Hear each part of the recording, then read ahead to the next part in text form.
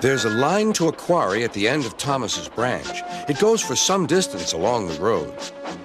Thomas was always very careful to whistle here in case anyone was coming.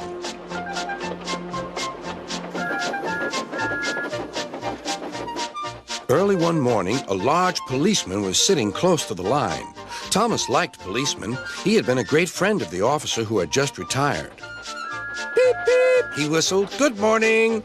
Thomas expected that the new officer would be friendly too, but he was sorry to see that he didn't look friendly at all. He was red in the face and very cross. Disgraceful, he spluttered. I didn't sleep a wink last night. It was so quiet, and now engines come whistling suddenly behind me. I'm sorry, sir, said Thomas. I only said good morning. The policeman pointed to Thomas. Where's your cow catcher? He asked. But I don't catch cows, sir. Don't be funny, snapped the policeman. He looked at Thomas's wheels. No side plates either. And he wrote in his notebook. Engines going on public roads must have their wheels covered and a cow catcher in front to protect people and animals from being dragged under the wheels if they stray onto the line. You haven't, so you are dangerous. Rubbish, said Thomas's driver. We've been along here hundreds of times and never had an accident. That makes it worse, the policeman answered. He wrote regular lawbreaker in his book. Thomas puffed sadly away.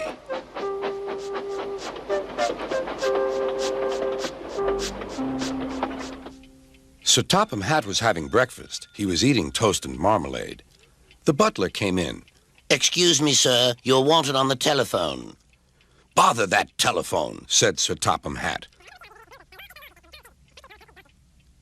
I'm sorry, my dear, he said to his wife.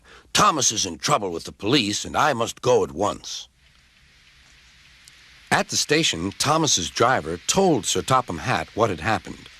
Dangerous to the public, indeed. We'll see about that. Sir Topham Hatt spoke to the policeman. But however much he argued with him, it was no good. The law is the law, he said, and we can't change it. Sir Topham Hatt felt exhausted. I'm sorry, driver, he said. It's no use arguing with policemen. We will have to make those cowcatcher things for Thomas, I suppose. Everyone will laugh, sir, said Thomas. They'll say I look like a tram. Sir Topham Hatt stared. Then he laughed. Well done, Thomas. Why didn't I think of it before? We need a tram engine. When I was on my holiday, I met a nice little engine called Toby. He takes freight cars from the farms, but the trucks are taking over most of his work and he needs a change. He has cow catchers and side plates. I'll write to his superintendent at once.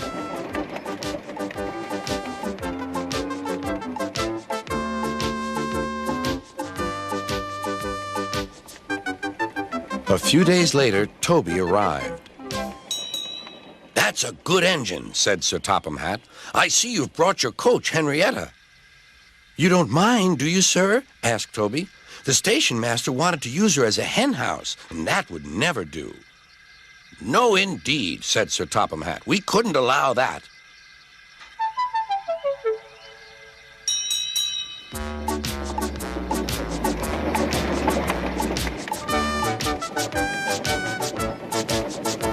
Toby made the silly cars behave even better than Thomas did.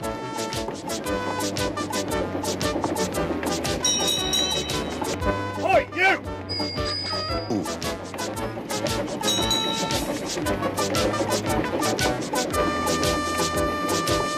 At first, Thomas was jealous, but he was so pleased when Toby rang his bell and frightened the policeman. They've been firm friends ever since.